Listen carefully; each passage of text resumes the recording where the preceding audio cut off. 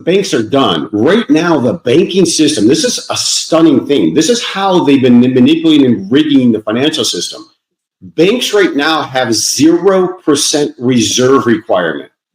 That means all the money you're putting in the bank isn't there. It is not available. And if everybody tried to show up, you're not getting it. So what they'll do is they'll lock the system down, and they'll say maybe they'll give you $300 a week, or they'll give you a certain allotment that you could pull out, and that's it. But it's not there. It's very important to understand it doesn't exist, because every dollar you put in a bank, they're loaning out 26. But anything that's excessive savings, no way would I be in a bank or a CD or anything tied to a financial system.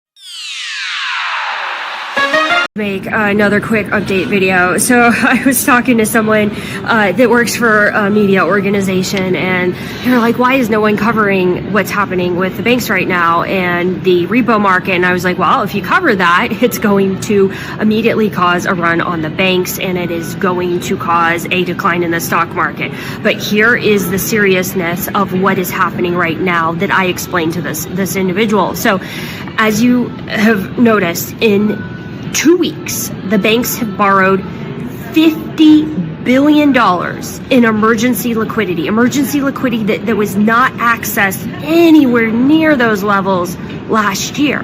That right there is an indicator we have a serious issue.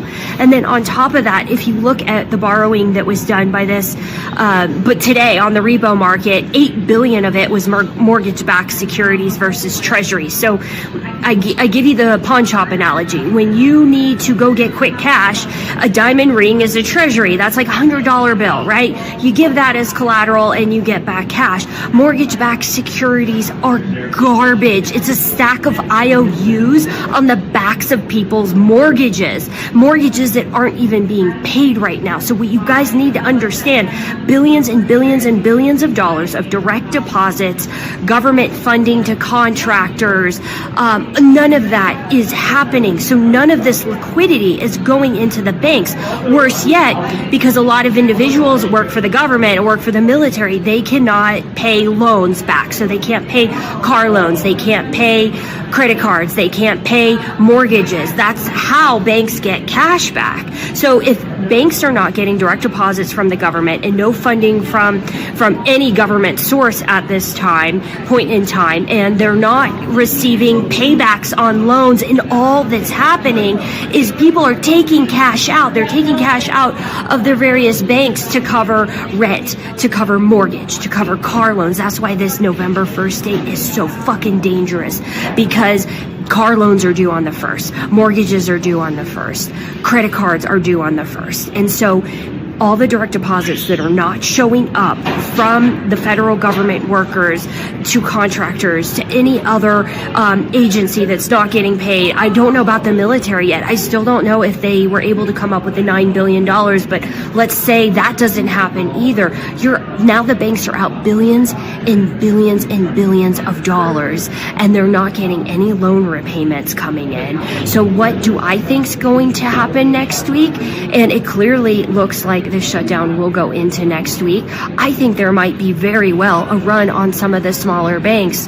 I've heard reports, I don't know how true they are, but some individuals are having trouble, especially trying to get out large sums of cash.